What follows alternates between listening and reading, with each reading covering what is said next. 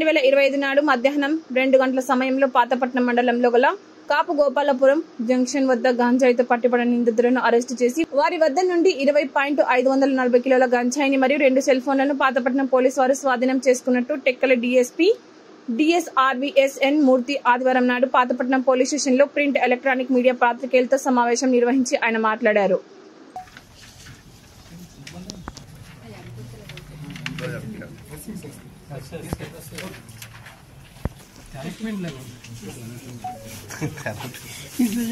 History sheets వీళ్ళకి తెరవడం జరుగుతుంది. తెరిచి వాళ్ళ మీద కంటిన్యూస్ గా వాయిస్ ఉంచడం జరుగుతుంది. ఎందుకంటే మళ్ళీ ఫర్దర్ అఫెన్స్లు చేయకుండా. ఈ సందర్భంగా ఏమంటే అందరికి ప్రజలకు విజ్ఞప్తి చేయడం, ముఖ్యంగా పిల్లల తల్లిదండ్రులకి మధ్యకాలంలో అంతా పిల్లలు చెడు వ్యసనాలకు లోనవుతా ఉన్నారు. రకరకాల వ్యసనాలకి గురవుతూ ఉండడం వలన తల్లిదండ్రులు ఎప్పుడు కూడా పిల్లల్ని కొద్దిగా వాచ్ చేయాల్సిన అవసరం ఉంది. ఒకసారి ఎడిక్ట్ అయిన తర్వాత వాళ్ళు మళ్ళా స్ట్రీమ్ లైన్ లో తీసుకురావడం చాలా కష్టంతో కూడుకున్న పని. బట్ రీహాబిలిటేషన్ సెంటర్స్ ఉన్నాయి, అక్కడ డీ అడిక్షన్ సెంటర్స్ ఉన్నాయి.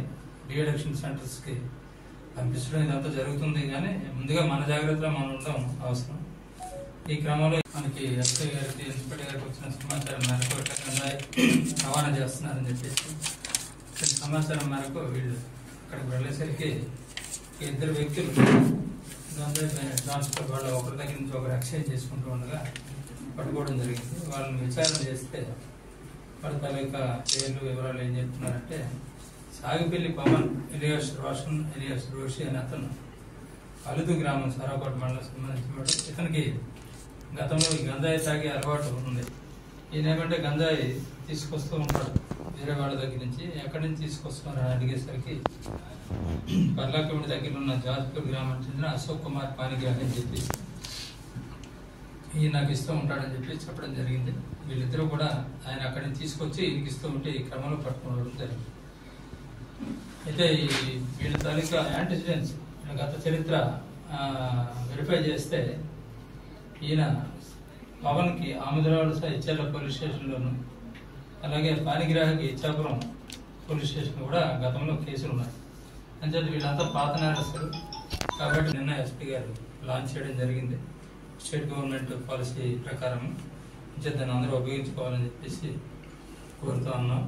అట్లాగే ఈ గంజాయి పట్టుకొని ఇంట్లో యాక్టివ్గా పనిచేసిన inspector Ramarao and SI Lavanya, వాళ్ళ తాలూకా సిబ్బంది కృష్ణ అండ్ మోహన్ కూడా అప్రిషియేట్ చేస్తాం. Thank you. సరే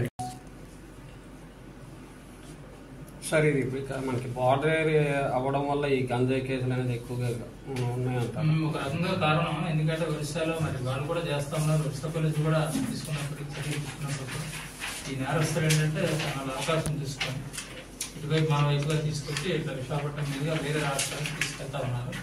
వీళ్ళు అప్పుడప్పుడు కూడా దొరుకుతూ ఉంటారంటే మనం ఇక్కడ రిక్వెస్ట్ పెట్టి చేయటం వల్ల దాన్ని నిరోధించడం కోసం అని చెప్పేసి కట్టడి చేయడం కోసం రిక్వెస్ట్ ఏర్పాటు చేయడం జరిగింది. అలాగే వేరే చోట కూడా వేరే ప్రాంతంలో కూడా మన బార్డర్లో మరో చెక్ పోస్ట్ ఏర్పాటు చేసే ప్రతిపాదన అయితే ఉంది.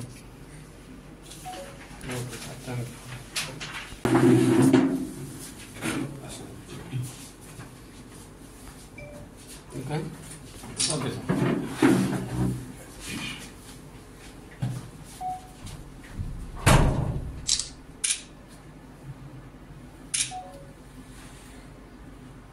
నిన్న మధ్యాహ్నం 2